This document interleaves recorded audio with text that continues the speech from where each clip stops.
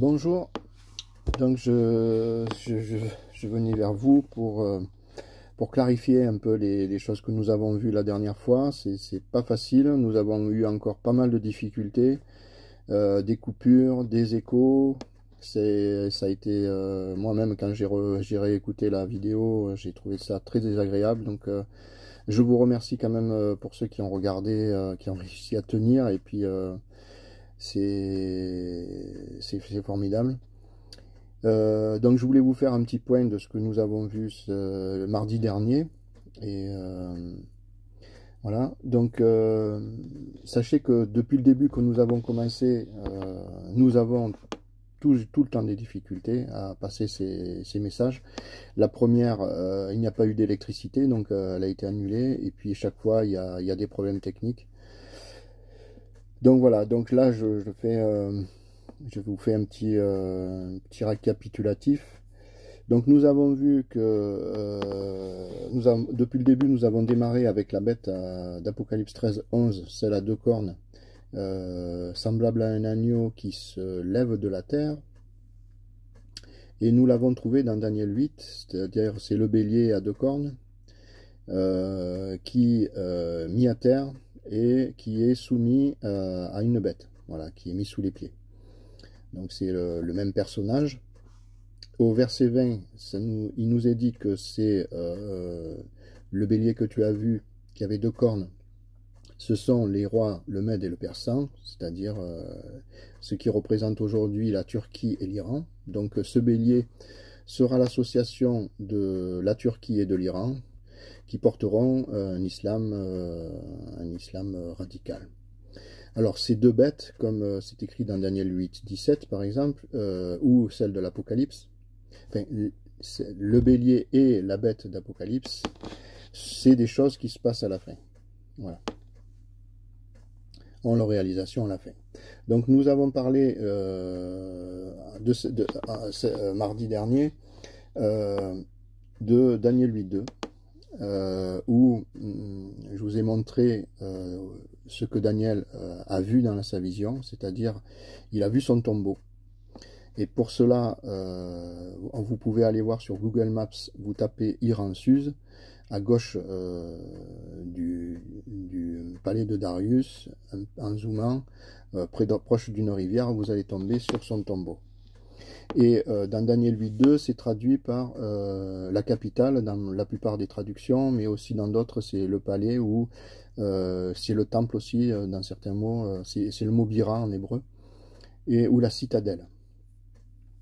Et ce tombeau se trouve, dans le texte, c'est en Élam. Élam, c'était le territoire qui aujourd'hui est le Khuzistan, ça se trouve en Perse, en Iran. Et Daniel se voit là-dedans. Et au verset 3, Daniel lève les yeux, et devant lui, il y a cette fameuse bête à deux cornes qui va être mise à terre et qui est soumise à une autre, c'est-à-dire le faux prophète. Cette symbolique indique que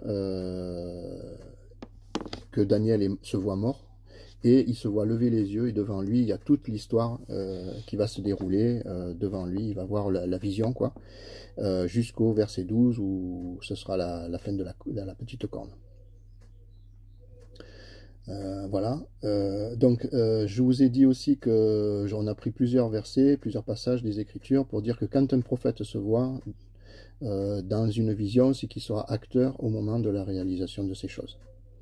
C'est-à-dire que là, Daniel sait, en voyant ce songe, qu'il est concerné. Mais la première chose que lui dit Gabriel au verset 17, c'est cette vision concerne la fin, donc il sait que c'est pas à l'état physique qui pourra faire ces choses, mais c'est ce qu'il aura inscrit dans le livre qui se réalisera. Voilà. Après, nous avons parlé d'un passage qui est très important, ça se trouve dans Ésaïe chapitre 21 verset 2, où il nous est dit que les Mèdes et Élam, Monte Élam et Monte Médie, c'est le dévastateur. Ce dévastateur que Jésus nous dit qu'il va détruire Jérusalem. Donc vous verrez l'abomination du dévastateur, ou de eh bien, fuyez, etc. Et voilà. Donc ça c'est important, et la prochaine fois, dans la prochaine vidéo, nous parlerons de l'abomination du dévastateur, c'est-à-dire cette image de la bête que le faux prophète va construire. Après, nous avons parlé de Jérémie 49, versets 28 et 29, où il nous est dit que Dieu va placer son trône en Élam, c'est-à-dire à l'endroit où Daniel a vu son tombeau, et il en chassera le roi et ses princes. Et selon moi, ce roi, c'est Satan, qui a le pouvoir sur la mort, qui est le prince de la mort, et ses princes, c'est-à-dire, c'est soit les deux cornes, ou soit la bête et le faux prophète. Voilà, la symbolique. Nous avons pris aussi un texte qui se retrouve dans l'Apocalypse, au chapitre 2, verset 12, où il nous est parlé de la citadelle, de Pergame, qui veut dire citadelle en grec. Alors c'est dommage qu'à ce moment-là, quand je parlais de la citadelle concernant Daniel 8, il y a eu une coupure. Mais en fait, ces deux mots sont liés, c'est-à-dire qu'en grec, nous avons Pergame, et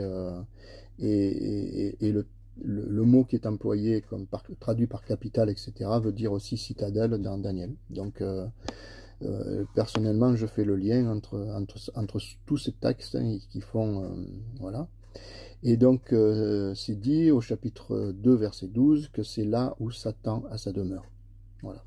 Donc, c'est intéressant.